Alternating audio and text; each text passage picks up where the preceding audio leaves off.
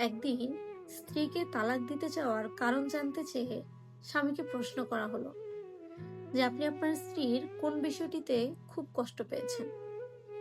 উত্তরে স্বামী বললেন, কোনো বিবেকবান পুরুষ কখনো তার স্ত্রীর গোপনীয়তা প্রকাশ করে না। তালাক সম্পূর্ণ হয়ে যাওয়ার পর সে একই প্রশ্ন ওনাকে আবার জিজ্ঞেস করা হয় যে আপনি আপনার স্ত্রীকে তালাক দিলেন কেন। তখন উনি প্রশ্নের উত্তরে বলেন, আমার কি অধিকার আছে একজন নন মহরম মহিলাকে নিয়ে কোনো মন্তব্য করেন? এটাই হলো ব্যক্তিত্ব।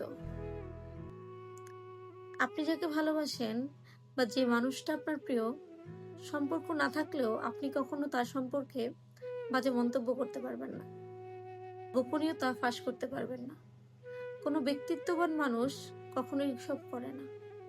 তাই সম্পর্ক ধরে রাখার জন্য বা সম্মান দেওয়ার জন্য ব্যক্তিত্ববান মানুষ খুব দরকার।